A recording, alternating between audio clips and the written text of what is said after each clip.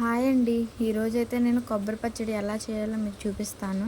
First అయితే ఒక కడాయి పెట్టుకోండి. కడాయి కొంచెం వేడయిన తర్వాత ఒక 2 టేబుల్ స్పూన్లు ఆయిల్ పోసుకోవాలి. ఆయిల్ కూడా వేడయ్యేంతలోపు ఒక 12 ఎండుమిరగాయలు విరిపి పెట్టుకోండి. ఆయిల్ వేడయిన తర్వాత ఎండుమిరగాయలని కడాయిలో వేయండి. వీటిని గరిటతో తిప్పుతూనే ఉండాలి. సిమ్లో పెట్టుకోండి. సిమ్లో పెట్టుకుని తిప్పండి. ఒక గుప్పెడు కరివేపాకు వేసి మంచిగా ఫ్రై అవ్వనివ్వాలి. కరివేపాకు వేస్తే ఫ్లేవర్ బాగుండిద్ది. ఇప్పుడు ఇదైతే మంచిగా ఫ్రై అయిపోయింది. నాకు ఒక మిక్సీ జార్లోకి తీసుకుంటున్నాను. నేనైతే 2 కొబ్బరికాయలు తీసుకున్నాను. చిన్నగా కట్ చేసుకుని మంచిగా కడుక్కోవాలి. వీటిని ఒక 2 గుప్పిళ్ళు మిక్సీ జార్, జీలకర్ర, వెల్లుల్లిపాయలు, రుచికి సరిపడ్డ సాల్ట్ కూడా వేయాలి. కచ్చాపిచ్చా గ్రైండ్ చేయండి.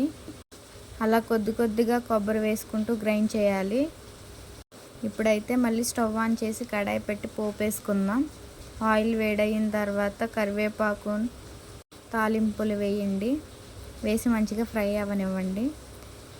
ఇప్పుడు మనం మిక్సీ చేసిన ఈ కొబ్బరి పచ్చడిని అందులో వేసేసి తాలింపు అంతా కలిసేలాగా కలుపుకోండి. అంతేనండి, కొబ్బరి పచ్చడి రెడీ. నచ్చితే సబ్స్క్రైబ్ చేయండి.